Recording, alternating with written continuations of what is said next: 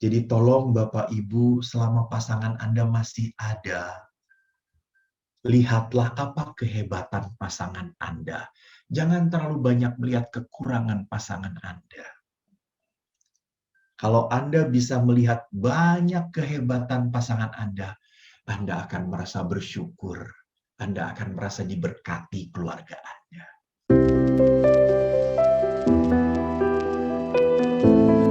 Halo Bapak Ibu semuanya, Tuhan memberkati. Terima kasih saya boleh diundang untuk memberikan sharing di tengah-tengah Anda. Semoga apa yang saya berikan ini memberikan sebuah masukan iman untuk kita semua. Jadi saya waktu diminta untuk berbicara dengan tema menjadi belahan hati bagi istri dan sosok pria berhati bagi anak-anak. Saya berharap banyak yang datangnya laki-laki, taunya ibu-ibu melulu. Jadi temanya mungkin harus dirubah. Jadi memang banyak ibu-ibu, kaum wanita itu haus dengan firman Allah. Kalau bapak-bapak itu haus bertemu Allah, gitu ya. Jadi maka mungkin beda-beda. Tema ini saya angkat karena tahun 2021 ini oleh Paus Fransiskus diangkat sebagai tahun Santo Yosef. Mungkin beberapa ibu-ibu dan bapak tahu kenapa tahun 2021 diangkat sebagai tahun Santo Yosef. Saya juga tidak tahu kalau tidak menyiapkan renungan ini. Jadi karena saya harus menyiapkan renungan, maka saya membaca dan merenungkan kembali. Jadi Bapak Paus Fransiskus ini mau memperingati 150 tahun dimaklumkannya Santo Yosef sebagai pelindung gereja semesta alam. Jadi pada tanggal 8 Desember 1870 dimulai diangkat Santo Yosef sebagai pelindung gereja semesta alam. Dan sekarang sudah 150 tahun, maka Bapak Paus Fransiskus mengingatkan kembali sosok Santo Yosef. Mungkin cocok sekali dengan suasana pandemi. Nanti kita akan lihat bagaimana sosok pribadi Santo Yosef ini cocok dengan situasi COVID-19 ini. Dan untuk mengangkat tahun 2021 ini sebagai tahun Santo Yosef, Bapak Fransiskus menulis surat apostolik yang berjudul Patris Corde. Patris itu Bapak, Corde itu kor, hati. Jadi kalau di bahasa Indonesia kan surat apostolik itu judulnya dengan hati seorang ayah, seorang bapak. Maka saya akan mencoba mengangkat bagaimana sosok pria berhati seperti yang digambarkan oleh Santo Yosef ini. Saya akan mengajak Bapak Ibu untuk memulai renungan ini dengan bacaan kitab suci. Mungkin kalau kita lihat latar belakang dahulu, Santo Yosef ini ditulis peristiwanya hanya oleh penginjil Matius. Jadi Injil Sinoptik dan Yohanes, Injil Matius, Markus, Lukas, dan Injil Yohanes sedikit sekali berbicara tentang Santo Yosef. Dan Santo Yosef ini perannya sungguh besar. Jadi perannya sungguh besar, tapi ditulisnya sangat pendek. Coba kalau Bapak Ibu lihat di Injil Lukas, peran dari Santo Yosef itu dalam hidup Yesus, gitu ya. Dikatakan dalam Injil Lukas bab 2 ayat 39 sampai 40, setelah selesai semua yang harus dilakukan menurut hukum Tuhan, kembalilah mereka itu siapa? Yesus, Maria, dan Santo Yosef, ke kota kediamannya, yaitu kota Nazaret di Galilea, Anak itu, Yesus, bertumbuh bertambah besar dan menjadi kuat, penuh hikmat dan kasih karunia Allah ada padanya.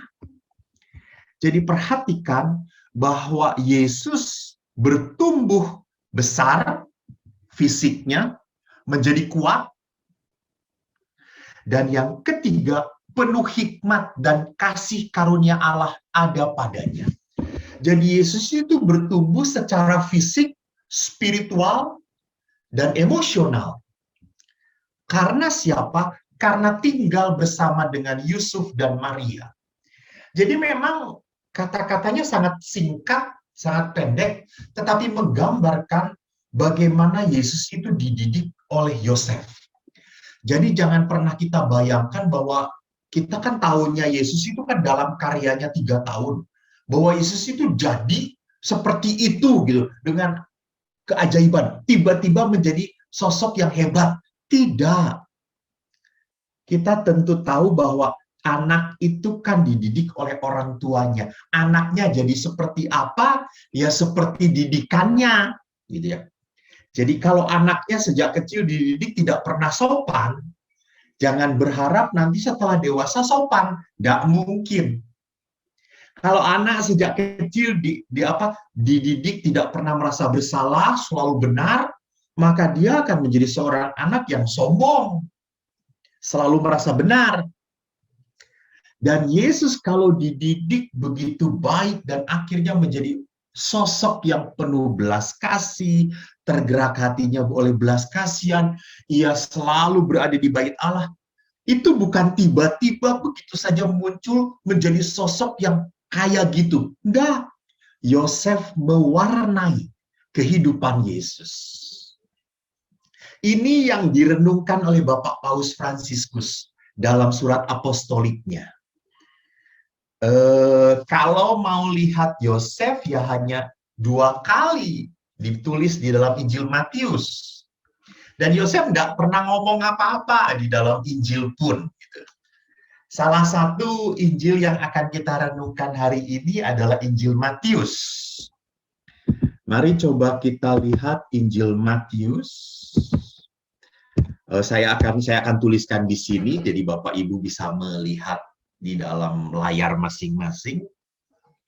Dalam Injil Matius bab 1 ayat 18 sampai 25. Kelahiran Yesus Kristus adalah seperti berikut. Pada waktu Maria ibunya bertunangan dengan Yusuf, ternyata ia mengandung dari Roh Kudus. Sebelum mereka hidup sebagai suami istri. Karena Yusuf suaminya seorang yang tulus hati dan tidak mau mencemarkan nama istrinya di muka umum, ia bermaksud menceraikannya dengan diam-diam. Tetapi ketika ia mempertimbangkan maksud itu, malaikat Tuhan nampak kepadanya dalam mimpi dan berkata, Yusuf, anak Daud, janganlah engkau takut mengambil Maria sebagai istrimu. Sebab anak yang di dalam kandungannya adalah dari Roh Kudus. Maria akan melahirkan anak laki-laki dan engkau akan menamai dia Yesus. Karena dialah yang akan menyelamatkan umatnya dari dosa mereka. Hal itu terjadi supaya genaplah yang difirmankan Tuhan oleh Nabi. Sesungguhnya anak darah itu akan mengandung dan melahirkan seorang anak laki-laki. Dan mereka akan menamakan dia Immanuel, yang berarti Allah menyertai kita. Sesudah bangun dari tidurnya, Yusuf berbuat seperti yang diperintahkan malaikat Tuhan itu kepadanya. Ia mengambil Maria sebagai istrinya, tetapi tidak bersetubuh dengan dia sampai ia melahirkan anaknya laki-laki, dan Yusuf menamakan dia Yesus. Demikianlah Injil Tuhan. Terpujilah Kristus.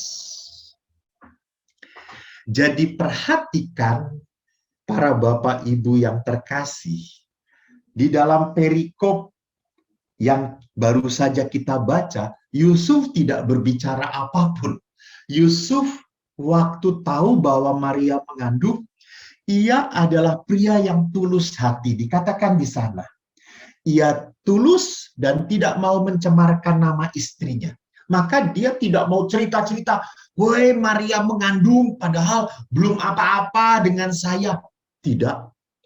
Yusuf bukan tipe orang yang mau melecehkan wanita. Yusuf bukan tipe orang yang mau menghina perempuan. Tidak. Ia tulus hati. Ia diam-diam. Supaya apa? Supaya Maria tidak dicelakakan. Tetapi apa yang menjadi maksud dia sewaktu malaikat Gabriel berbicara pada dia bahwa anak yang dikandung adalah anak dari Roh Kudus, apa yang dilakukan oleh Yosef pada saat itu? Sesudah bangun, Yusuf berbuat seperti yang diperintahkan malaikat. Dia mengambil Maria sebagai istrinya. Jadi kita lihat di sini bahwa ada keutamaan-keutamaan iman dari Santo Yusuf yang bisa kita angkat, kita renungkan dalam kehidupan kita. Terutama ya karena saya mau berbicara dengan bapak-bapak ya di sini sebetulnya ya. Jadi kalau ibu-ibu ya lebih baik tutup telinga saja gitu ya. Jadi pertama yang akan saya angkat permenungannya adalah apa? Adalah Santo Yusuf ini, Yosef ini, orientasi hidupnya adalah cinta kepada Allah. Jadi lihat Yosef ini waktu mendengar apa kata-kata malaikat Gabriel dan dikatakan bahwa anak yang dikandung oleh Maria ini adalah, menamakan dia Yesus, adalah apa? Anak mengandung seorang lagi, Immanuel, Tuhan beserta kita. Maka Yosef langsung mengikuti apa yang dikatakan oleh malaikat Gabriel. Jadi bagi Yosef, Allah itu adalah utama dan pertama di dalam hidup dia. Jadi bagi Yusuf, Tuhan itu adalah segala-galanya. Ini bisa kita ingat-ingat, ini adalah perintah Allah pertama. Ini adalah hukum utama di dalam kasih. Cintailah Tuhan Allahmu dengan segenap hatimu, dengan segenap akal budimu, dengan segenap jiwamu. Jadi Yosef ini sungguh-sungguh mewujudkan apa yang diperintahkan dalam Taurat. Jadi hukum 10 perintah Allah adalah hormatilah Tuhan Allahmu. Jadi lihat, inilah pribadi yang takut akan Allah. Jadi takut akan Allah itu jangan digambarkan sebagai orang yang penuh ketakutan, takut bersalah, lalu jangan-jangan kalau saya bersalah saya dihukum. Bukan. Yusuf taat kepada Allah bukan karena takut dihukum. Yusuf takut kepada Allah karena apa? Dia orang yang tulus hati. Dia orang yang punya cinta kepada Tuhan. Maka kalau orang yang punya cinta kepada Allah, Allah itu selalu diperhitungkan. Jadi kalau orang yang punya cinta kepada Allah, dia selalu memperhitungkan apakah tindakan saya ini menyakiti hati Tuhan atau tidak. Apakah kata-kata saya ini menjadi kata-kata yang menjadi batu sandungan membuat orang lain benci pada Tuhan atau tidak. Jadi orang yang cinta kepada Allah selalu di dalam perbuatan, kata-kata, tindakannya selalu memperlihatkan apakah Allah itu dimuliakan atau tidak dengan kata-kata dan tindakan saya. Jadi di sini kita harus lihat, di sini teladan pertama yang bisa kita angkat dalam pribadi Yosef, yaitu mencintai Allah itu berarti apa? Berarti selalu memperhitungkan Tuhan dalam hidup saya. Saya memperhitungkan Tuhan bukan karena saya takut dihukum, tetapi karena saya mencintai Tuhan.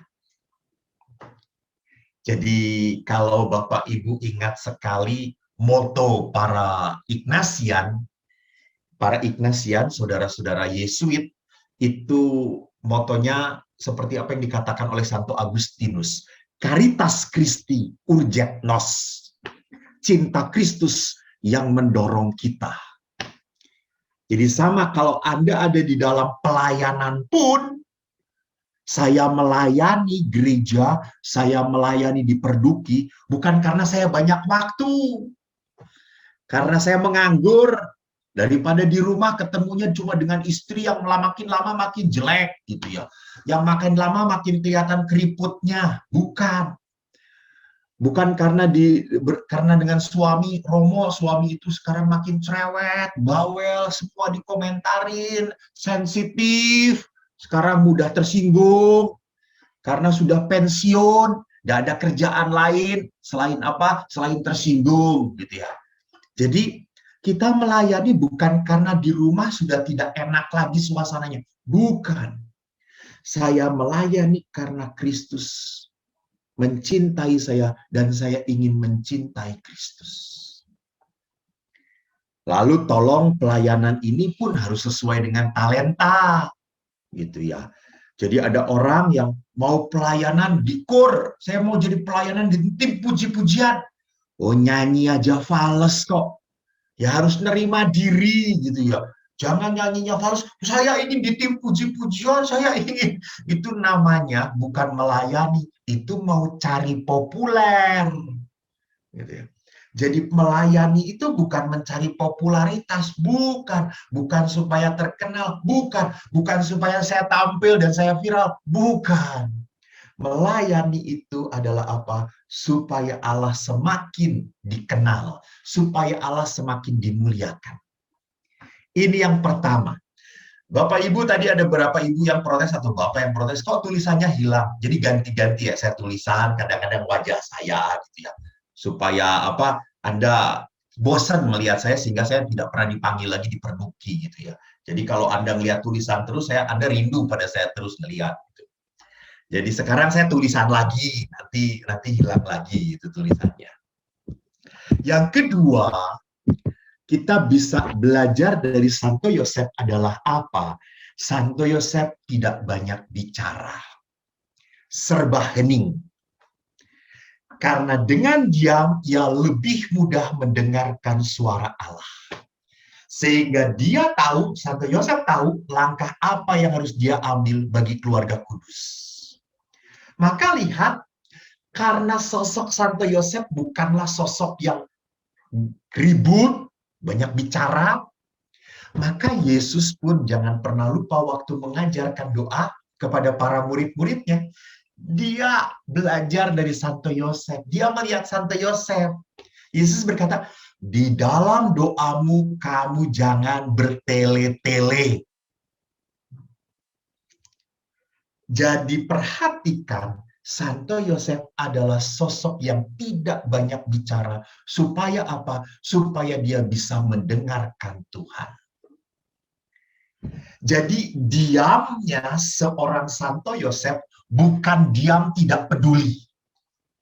Kan ada juga toh, karena bapak-bapak udah mangkel, nggak pernah didengarkan sama istrinya, ngomong apapun istrinya selalu nggak pernah dengar karena istrinya keras endas gitu ya, keras kepala gitu. Karena saking malesnya saya ngomong nggak pernah didengarkan, wes aku nggak mau ngomong lagi, titik gitu. Itu berarti dia diamnya karena marah, dia diamnya karena jengkel, dia diamnya karena tidak peduli. Tapi diamnya Santo Yosef adalah diam yang punya hati, punya kasih. Yosef hadir dengan diam, tetapi dia punya kasih. Artinya apa? Ingin supaya orang yang ada di dekat dia bisa dilindungi. Ingin supaya orang yang ada di dalam dekat dengan dia semakin bisa berkembang. Ini Santo Yosef. Jadi kasih yang diwujudkan oleh Santo Yosef adalah dengan apa? Dengan diam yang terlibat, dengan diam yang penuh perhatian. Jadi bukan diam yang apa? Bukan diam yang tidak mau tahu, bukan. Diam yang penuh perhatian. Dia memperlihatkan. Jadi ini sesuai dengan apa? Sesuai dengan ciptaan Tuhan gitu ya. Jadi manusia itu diberi satu mulut, dua telinga, bukan dua mulut satu telinga, bukan dua mulut satu telinga, bukan. Tapi dua telinga satu mulut. Jadi kita harus menjadi pribadi yang banyak mendengar, mendengar itu bukan hanya masuk kanan keluar kiri, tetapi mendengar itu berarti apa? Merenungkan dan melakukan apa yang saya bisa lakukan. Ini kalau istilahnya bahasa Jawa itu adalah orang yang peka, bukan pekok, gitu ya. Kalau pekok itu kan orang yang mendengar tetapi menang wae, diem saja. Gitu. Contoh, suatu saat waktu saya di biara, tahu-tahu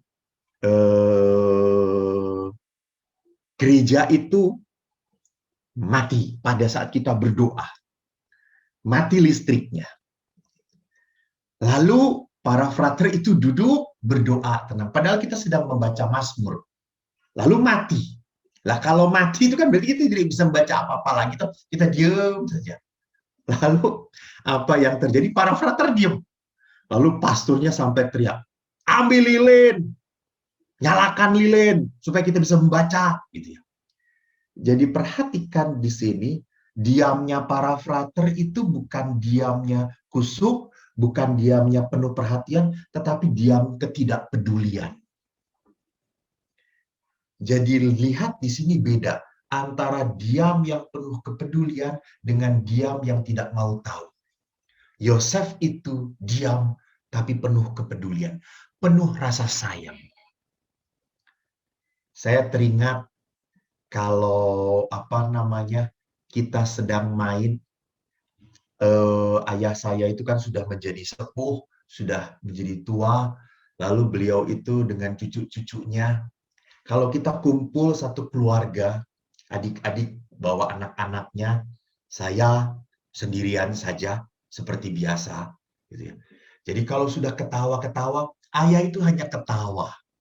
Hanya ketawa, cerita. Dia itu sudah senang melihat anak cucunya kumpul. Bahagia sekali. Sampai saya ingat pada tahun 2018 ya, sebelum COVID, saya itu mengantar satu kelompok untuk ziarah ke Tanah Suci. Lalu ada sebuah keluarga yang begitu baik, nawarin ayah saya, Bapak ikut dengan Romo Eko. Romo Eko kan mau memimpin, Bapak saya bayarin. Ayo ikut ziarah dengan Romo Eko, kan anaknya sendiri toh Pak. Anda tahu jawaban ayah saya? Ayah saya senang sekali suruh pergi ke Tanah Suci. Senang, dia punya keinginan. Tapi waktu diajak seperti itu, ayah saya berkata apa? Wah, terima kasih banyak Bu. Saya itu tidak bahagia kalau meninggalkan anak cucu saya. Saya suka sedih. Saya itu lebih baik cuma ziarah ke Sendang Sono, tetapi sama-sama dengan anak cucu. Sudah damai, sukacita hati saya. Weh, edan, bapakku ki jempolan. Ini seorang ayah yang tidak egois. Dia tidak suka senang sendirian. Gitu ya. Dia adalah orang yang berusaha berpikir bagaimana orang lain pun bisa bahagia. Ini diam yang penuh kasih. Ini diamnya Santo Yosef. Maka diamnya Santo Yosef itu, ya, dia menderita. Tapi dia tidak apa-apa. Yang penting Maria dan siapa Yesus saya lindungi. Ingat waktu di Injil Matius bab 2 ayat 13 sampai 15 tentang menyingkir ke Mesir. Yusuf pun mendengarkan siapa malaikat. Bawa anak dan istrimu ke Mesir. Karena apa? Karena Herodes mencari. Kan kalau bapak yang tidak peduli, asah diamin aja lah. Mati juga bukan anak keturunan saya kok. Bisa Yosef begitu? Bisa. Tetapi Yosef tidak. Yosef justru mendengarkan apa yang dikatakan oleh malaikat. Dan dia bawa istri dan anaknya menyingkir ke Mesir. Jadi memang diam itu bukan hanya sesuatu yang membuat sukacita. Enggak, diam itu memang kadang-kadang menyakitkan. Apalagi kan sekarang orang itu banyak ingin didengarkan. Meneng sih tuh, meneng sih, aku harus ngomong gitu lihat. Orang itu kan selalu gitu. Mas saya ingin bicara. Seperti saya sekarang ini terlalu banyak bicara. Jadi mohon maaf ya para Bapak Ibu, karena saya diundang untuk bicara gitu ya. Sebetulnya saya kalau boleh memilih, saya diam saja gitu. Saya lebih baik mendengarkan. Gitu. Jadi mendiam itu penuh penderitaan. Jadi Bapak Ibu lebih menderita siapa? Saya ngomong atau ibu-ibu mendengarkan? Ibu Bapak mendengarkan lebih menderita. Saya paling menderita karena saya harus menyiapkan gitu dalam ngomong gitu. Jadi perhatikan di sini bahwa diam seorang Santo Yosef adalah diam dengan menderita, namun toh dia lakukan dengan penuh kebebasan karena kasih. Yang ketiga, apa yang kita bisa pelajari dari seorang Santo Yosef? Santo Yosef adalah seorang bapak di bawah bayang-bayang besarnya Yesus dan Maria. Jadi ingat, Injil itu banyak cerita. Anda mau nulis sudah hilang ya tulisannya. Nanti dulu. Nanti saya bagikan boleh kepada panitia, nanti saya bagikan. Supaya nggak nulis, setelah nulis juga lupa apa yang ditulis. Jadi kalau lihat di dalam Injil yang besar itu Yesus yang besar itu. Di sini Yusuf itu tahu diri seperti Yohanes Pembaptis. Yohanes Pembaptis pun sama tuh seperti Yosef, biarlah dia yang semakin besar dan aku semakin kecil. Biarlah dia yang semakin dimuliakan dan aku semakin tidak dikenal. Bapak Ibu, sebetulnya ya maaf ya, sebetulnya saya itu kalau tadi Mbak Ibu Siska itu memperkenalkan, ini YouTuber terkenal, aku ini malu saya itu. Jadi jangan sampai orang-orang itu mengenal Eko tapi lupa tentang Yesus. Nggak mau saya. Gitu ya. Saya inginnya biar Yesus yang besar, Eko lupakan saja, lupakan. Gitu ya. Jangan diinget-inget. Yang penting ngasih amplop.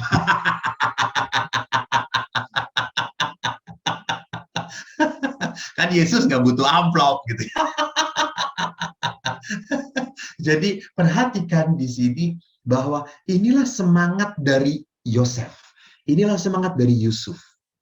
Maria dan Yesus biarlah menjadi besar, bukan dirinya sendiri. Ini kelihatan terbalik bahwa walaupun dia bapak keluarga ya, kan bapak keluarga itu kan selalu berkata, saya ini kepala keluarga loh. Seringkali kan seperti itu toh. Saya harus dihormati. Maka Paus Fransiskus menulis dengan baik. Para bapak bukanlah dilahirkan, melainkan dijadikan. Seorang pria tidak menjadi bapak hanya dengan menghadirkan anak ke dunia, melainkan dengan mengambil tanggung jawab pemeliharaan seorang anak. Nah, lihat. Jadi para bapak diingatkan oleh Paus Fransiskus. Bapak itu tidak berhenti tugasnya dengan menghamili istri. Maaf, kata-kata saya kasar. Jadi tugas Bapak itu tidak selesai dengan apa? Membuat istri Anda hamil. Tidak. Anda mempunyai tugas untuk apa? Memelihara seorang anak. Memelihara. Karena anak itu butuh sosok seorang ayah. Butuh.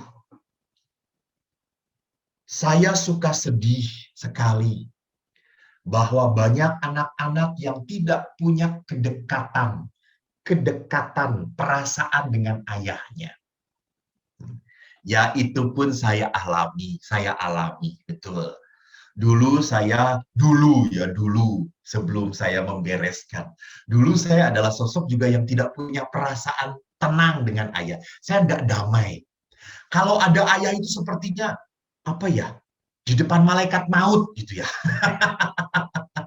Dia bisa menyambar dan mematikan saya. Saya takut dekat ayah. Tidak pernah tenang dekat ayah.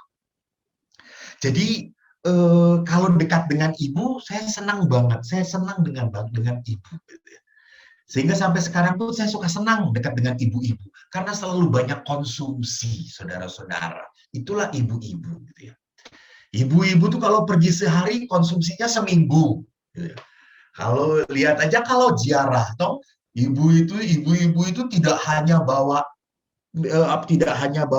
kecap, tidak hanya bawa cengek, tapi bawa beras dan rice cooker. Ziarah juga sampai bawa beras dan rice cooker. Itu ibu-ibu. Maka saya ngomong kepada para pastor kalau ziarah dekati ibu-ibu, engkau akan makmur sejahtera. Kalau dekat dengan bapak-bapak garing, rano popo.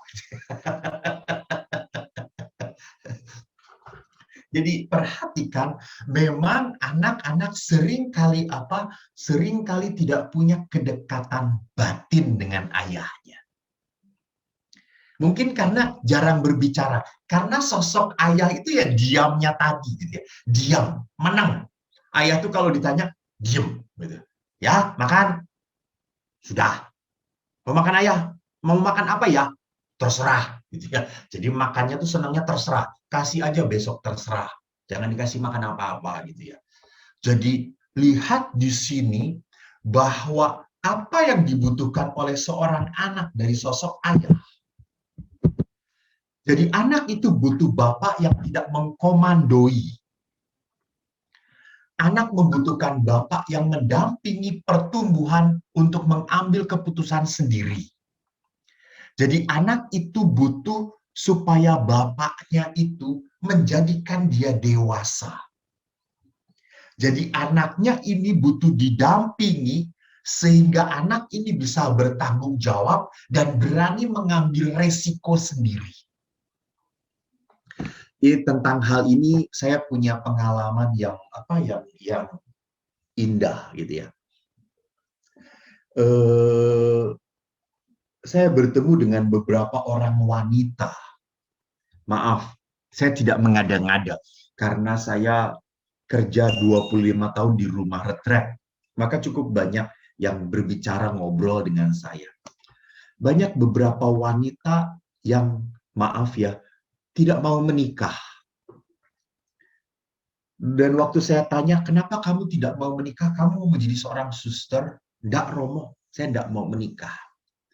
Kenapa? Saya tidak mau seperti ibu saya diperlakukan oleh ayah saya. Jadi ada gambaran kepahitan anak ini dengan ayahnya. Jadi anak ini berpikir bahwa toh semua laki-laki itu tidak jauh berbeda dengan ayah saya. Ayah yang menelantarkan ibu, ayah yang memukul, ayah yang otoriter, ayah yang keras, ayah yang hanya bisa marah-marah. Itu yang ada di dalam gambaran anak tersebut. Maka pada saat dia menjadi seorang gadis, ditanya kerinduan untuk menikah, dia takut bahwa laki-laki yang dia peroleh adalah laki-laki yang seperti itu. Dia tidak mau senasib dengan ibunya. Ini terjadi karena apa? Karena sosok ayah yang terlalu tidak bisa menjadi sosok yang punya kasih, tetapi terlalu otoriter. Nanti saya perlihatkan kembali. Jadi sosok seorang ayah bukanlah sosok yang posesif. Posesif itu terlalu mengekang anaknya. Jadi anak tidak boleh ini, tidak boleh itu. Anak kalau ada apa-apa selalu langsung orang tuanya yang turun tangan. Anak perlu dilindungi, betul, perlu dilindungi. Tetapi pada saat anak salah, tidak boleh dilindungi. Kalau anak salah, anak harus belajar menanggung resikonya. Menanggung resikonya. Jadi itu pula yang saya pelajari dalam apa? Dalam siklus, dalam perputaran kehidupan.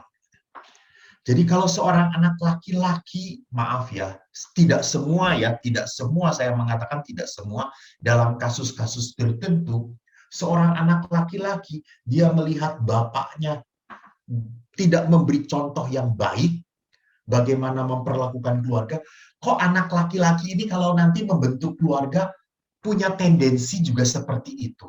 Sekali lagi, tidak semuanya, tidak semuanya. Jadi memang perlu di sini suatu apa? Suatu pemulihan, suatu penyembuhan dari apa? Dari pengalaman akar keluarga ini, gitu. Dari pengalaman yang menyakitkan ini. Jadi di sini dilihat bagaimana sosok Santo Yosef, apa yang bisa kita lihat menjadi sosok seperti apa. Dunia membutuhkan seorang ayah yang punya otoritas tapi tidak otoriter. Apa itu otoritas? Seorang ayah yang patut didengarkan. Jadi seorang ayah yang patut didengarkan bukan semata-mata karena omongannya benar, tetapi karena tindakannya pun baik. Ini beda ya. Jadi otoritas itu akan didengarkan oleh anak-anak pada saat ayahnya konsisten. Saya punya ayah yang otoritas, kuat. Memang juga kadang-kadang otoriter. Kenapa? Ayah itu selalu ngomong, jangan merokok. Dan kami, ayah, saya, adik saya yang laki-laki, tidak pernah merokok. Karena ayah mengatakan, jangan merokok. Dan beliau tidak merokok. Lalu ayah berkata, rajin berdoa. Nah, kita juga melihat ayah itu rajin sekali berdoa. Lebih rajin dari saya. Seringkali saya malu. Kemarin ini kan saya nganter ayah. Ayah itu ingin pulang kampung. Lalu adik-adik saya tidak bisa nganter karena mereka punya keluarga. Saya sendirian yang tidak punya keluarga. Jadi yang bisa nganter ayah. Jadi Bapak Ibu, kalau Anda punya anak ingin jadi romo, biarkan jadi romo. Nanti yang ngurus Anda itu biasanya romonya itu loh. Kalau anak-anak Anda yang lain itu kan punya keluarga masing-masing. Mereka hanya mikirin keluarga masing-masing. Jadi waktu saya jalan bersama ayah suatu hari, saya karena capek nyetir ke Jawa Tengah, saya tertidur.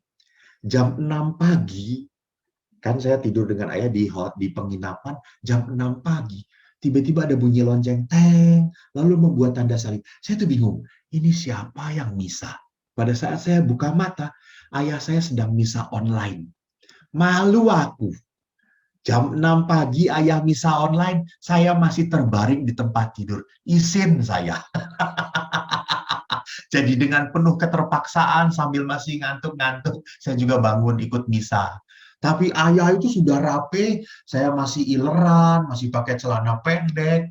Ayah begitu rapihnya. Jadi ini orang yang punya otoritas. Nyuruh doa dan beliau berdoa. Dan ayah itu selalu mengatakan, jangan pernah melukai wanita. Dan saya sangat senang saya tidak pernah melihat ayah melukai ibu saya. Secara fisik, tidak pernah. Memang menghambat, kadang-kadang marah, itu ngomong iya. Tetapi secara fisik saya tidak pernah melihat. Sehingga ini otoritas. Jadi otoritas itu apa? Omongannya didengarkan karena dia konsisten dengan kata-katanya. Jadi ini yang dikatakan Yusuf pun adalah pribadi yang otoritasnya kuat. Karena apa? Dia tidak hanya mendengarkan, tetapi dia melakukan. Dan yang kedua, pelayan. Jadi seorang yang mendahulukan Jadi Santo Yosef mendahulukan Yesus dan Maria, dia berani melayani. Dia berani berdiskusi, dia punya karitas, dia punya kasih. Dia mencoba memberikan kenyamanan, bukan ketakutan. Gitu. Ini menarik. Jadi seorang bapak keluarga itu harus belajar untuk memberi apa? Kenyamanan, bukan ketakutan bagi istri dan anak-anaknya. Biar keluarga itu menjadi oase, biar keluarga itu menjadi tempat yang nyaman, ramah. Jadi saya ingat sekali bagaimana ayah membuat nyaman itu dengan peraturan. Kita harus doa bersama, makan bersama, nonton TV bersama, gitu ya. Kerja sama-sama. Itu di rumah kami itu disiplinnya kayak gitu. Sedangkan ibu yang menata rumah, ibu yang kadang-kadang kalau pada saat kita kumpul bersama-sama, ada telo, telo itu ketela godong, kadang-kadang ada ubi, ya zaman itu kan zamannya susah. Semua akar-akaran digodok. Telo, ubi, kalau tidak ada ya akar rumput lah digodok juga gitu ya, kalau udah kehabisan duit gitu ya. Jadi perhatikan di sini bahwa ibu itu menyiapkan apa? Menyiapkan suasana. Ayah yang menyiapkan aturannya. Dan kita ikuti. Jadi membuat rumah itu menjadi nyaman. Saya ingat ayah bukanlah tipe orang yang senang keluar. Walaupun ayah pelayanan ya. Ayah saya itu pelayanan, tapi ayah itu kalau sudah pelayanan kembali lagi ke rumah. Dan kita itu saya main juga, tapi kembali ke rumah. Dan itu yang menyebabkan kita senang ngobrol. Karena apa? Rumah itu adalah tempat di mana orang bisa merasa nyaman, diterima satu sama lain. Aman saya di situ. Saya dilindungi. Ini yang diciptakan oleh Santo Yosef di dalam mendidik Yesus dan di dalam hidupnya bersama Bunda Maria. Nah, sekarang lihat yang keempat, yang terakhir adalah apa? Santo Yosef seorang pria yang mendengarkan Allah. Mendengarkan itu berarti apa? Bukan hanya membuka telinga, tetapi hatinya pun taat kepada kehendak Allah. Jadi Santo Yosef berani membuka hati dan telinganya kepada kehendak Tuhan. Karena apa? Karena Santo Yosef percaya pada Allah. Jadi Santo Yosef itu berkata ya kepada kata-kata malaikat Gabriel, bukan karena putus asa, bukan karena pasrah begitu doang. Tidak. Tapi Santo Yosef berkata kepada kehendak Allah, ya karena percaya. Maka sama, Bunda Maria pun berkata, terjadilah padaku seturut kehendakmu. Bukan karena tidak ada pilihan lain, ya wes lah. Karena Tuhan maunya itu, ya wes, ambil, bungkus. Bukan. Tetapi kenapa mereka taat? Karena mereka percaya kepada Allah. Ini.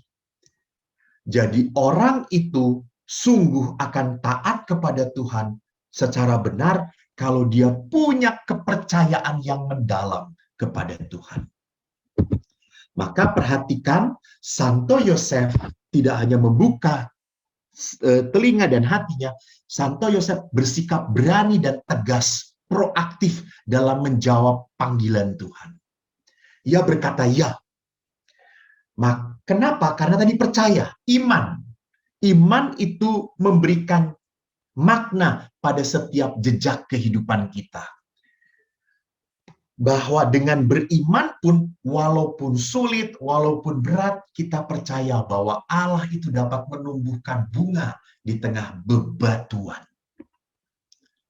Jadi di sini tadi saya katakan, Santo Yosef itu berimannya karena apa? Karena dia percaya.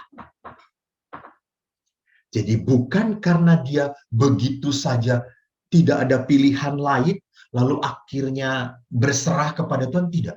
Karena dia begitu melihat Allah itu adalah Allah yang baik, Bapa yang rahim. Jadi saudaraku yang terkasih, inilah 4 poin yang bisa kita angkat dalam permenungan Santo Yosef ini. Ibu Siska, saya berapa menit lagi, Ibu Siska? Tolong saya diingatkan. Habis?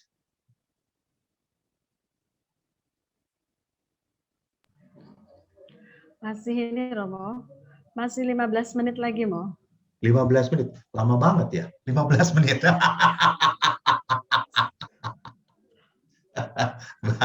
Sorry, 5 menit, 5 menit. 5 menit lagi. Iya, betul 5 menit lagi. Jadi, saudaraku yang terkasih, kalau tadi kita sudah melihat bagaimana Santo Yosef begitu mentaati apa yang dikatakan oleh Allah, mari kita lihat bagaimana sekarang kita berbicara tentang di dalam 5 menit terakhir, sosok pria yang berhati sekarang menjadi belahan hati bagi pasangannya. Apa yang bisa dilakukan supaya bisa menjadi belahan hati? Saya mengambil peristiwa Kana. Bapak Ibu tahu toh peristiwa Kana adalah peristiwa mujizat pertama dari Yesus. Dan dalam peristiwa Kana ini saya tidak akan baca, pasti Anda sudah pernah membacanya dan mendengarkannya, bahwa Yesus tidak pernah tahu bahwa yang punya pesta itu kehabisan anggur kalau tidak Maria yang mengatakan pada dia. Dan Maria pun tidak bisa membuat mujizat kalau tidak ada Yesus. Dan mujizat itu pun tidak akan terjadi kalau para pekerja tidak mendengarkan Yesus. Ini menarik bahwa dalam peristiwa Kana ada sebuah peran yang dimainkan di dalam Di dalam sebuah mujizat. Jadi sebuah keluarga itu akan mendapatkan mujizat besar dari Tuhan kalau berani memainkan perannya masing-masing. Mari kita lihat apa sih yang sebetulnya harus kita perhatikan di dalam hidup perkawinan. Pertama, bahwa di dalam hidup berkeluarga kita butuh mutuality, bersama-sama, saling melengkapi. Jadi tidak pernah bisa keluarga itu jalan kalau suaminya repot, istrinya diam saja. Atau sebaliknya, istrinya repot, suaminya diam saja. Tidak bisa. Harus dua-duanya. Jadi sama, di dalam perkawinan itu seperti membangun jembatan gitu. Kalau suaminya yang berusaha terus, jembatan ini nggak akan nyambung. Kalau istrinya yang berusaha terus, nggak akan nyambung. Dua-duanya harus mau. Ada peran yang harus dimainkan. Inilah perkawinan. Jadi perkawinan itu akan timpang, akan berat. Seekor burung pun akan terbangnya berat kalau satu sayapnya mati. Mungkin tidak akan bisa terbang. Gitu ya. Jadi sama, kita harus sadar kalau hidup perkawinan, saya harus bertanya, apakah pasangan saya bahagia tidak hidup dengan saya? Nah, coba sekarang yang pasangan suami istri, tidak perlu saling tanya, saling melihat saja. Sudah kelihatan dari wajahnya, dia bahagia dengan Anda atau tidak. Kalau wajahnya lebih tua daripada umurnya, berarti dia tidak bahagia. Kalau wajahnya muda, berarti dia bahagia bersama Anda. Dan mungkin Anda yang tidak bahagia dengan dia. Tidak masalah, yang penting dia bahagia dengan Anda. Jadi perkawinan yang dewasa itu yang paling utama adalah Dia bahagia, bukan saya bahagia. Ini sebuah perkawinan yang dewasa. Jadi di sini kita bisa melihat bahwa di dalam peristiwa anggur Kana, Yesus, Maria, dan para pekerja memainkan perannya masing-masing. Inilah mujizat, inilah menjadi belahan hati. Jadi menjadi belahan hati itu kan dalam bahasa Jawa tuh garwo, sigaraneng nyowo. Jadi kalau sigaraneng nyowo itu berarti Kalau istri saya sedih, saya juga bisa sedih. Kalau istri saya ketawa, saya juga ikut bahagia. Jangan kalau suami ngelihat istri ketawa, oh bisanya cuma ketawa terus. Kaya wong edan. Dilihat. Seorang suami kok tidak senang melihat istrinya tertawa terus. Atau sama seorang istri pun bahagialah kalau punya suami tertawa, bahagia. Itu adalah suasana apa? Sukacita. Jadi di sini kita harus mengerti bahwa pasangan hidup itu adalah orang yang pertama yang harus saya pikirkan dalam kehidupan berkeluarga. Yang kedua adalah apa? Saya harus berani menerima diri. Menerima diri artinya apa? Bahwa di dalam kehidupan perkawinan, saya bukanlah orang yang sempurna. Jadi, pertama-tama saya harus sadar saya bukan orang sempurna. Saya punya keterbatasan. Saya punya kekurangan. Ingat, jangan mikir dia punya kekurangan. Nanti dulu. Saya harus berpikir jujur untuk diri saya. Saya punya kekurangan. Tapi saya juga punya kekuatan. Gitu ya. Jadi saya pun punya talenta, saya pun punya kelebihan. Dan itu berarti apa? Saya bisa apa? Bisa menyumbangkan apa kekuatan saya, apa talenta saya. Dan saya tahu kelemahan saya bukan dikedepankan. Jadi jangan sampai setelah menikah sekian tahun gitu ya, memang saya dari dulu dilahirkan seperti ini kok. Memang saya dari dulu memang cerewet. Kamu kan udah tahu. Gitu ya. Waktu pacaran kok kamu mau menerima saya, sekarang kamu udah mau. Setelah 30 tahun kamu udah mau menerima. Apa saya suruh dikembalikan kepada Bapak Ibu? Bapak Ibu saya sudah mati. Gitu ya. Jadi lihat di sini, ini bukan alasan untuk menolak pasangan. Bahwa saya harus mengerti suami istri kalian bukan malaikat. Saya pun sama. Saya menjadi imam, saya bukan malaikat. Saya punya banyak kelemahan yang harus saya gumuli tiap hari. Tiap hari. Di sini membuat saya makin sadar apa? Untuk berani rendah hati. Untuk berani setiap hari bertobat. Siap untuk mengubah diri saya. Ini orang yang punya keutamaan. Dan yang ketiga adalah apa? Yang ketiga adalah menerima pasangan Anda. Jadi saya tidak mau menerima kelemahan pasangan Anda. Nah, menerima kelebihan pasangan Anda. Tolong, setelah menikah sekian tahun itu, tolong belajar untuk melihat apa sih kehebatan pasangan Anda. Ini cerita kemarin lagi. Saya kan jalan dengan ayah saya seminggu. Waktu jalan seminggu ini, ayah saya kan sudah 8 tahun ditinggalkan oleh ibu. Lalu waktu saya jalan, pagi-pagi, ayah itu langsung ngomong, kok, beliau kan manggil saya manggil nama, nggak manggil Romo. Ya, enggak apa-apa, kata saya, namanya bapak saya. Gitu, dia manggil, kok, kalau pagi-pagi ini, ibumu tuh selalu nyiapin aku minuman, kok. Terus saya ngomong, berarti sekarang saya yang harus nyiapin nih, kata saya itu.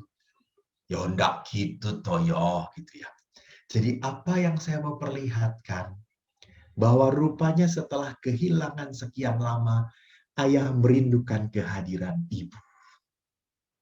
Dia bisa melihat begitu banyak kehebatan-kehebatan ibu yang dilakukan.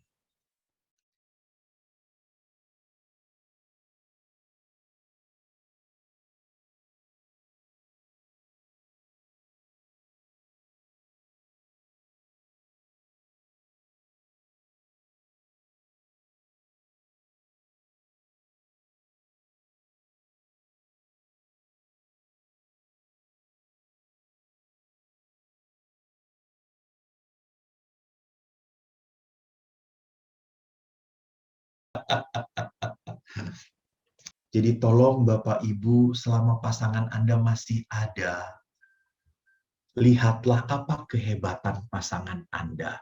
Jangan terlalu banyak melihat kekurangan pasangan Anda.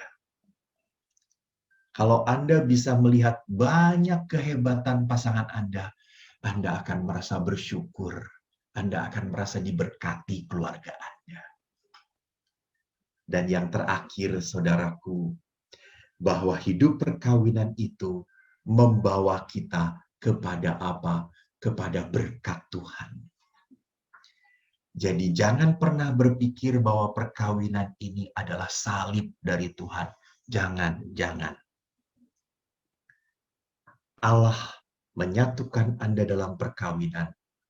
Agar apa? Agar Anda semakin diberkati. Dan untuk mencari berkat dari Tuhan itu butuh penderitaan. Ingat, Yesus saja untuk menyelamatkan kita harus melalui salib. Jadi Anda hanya bisa menikmati berkat itu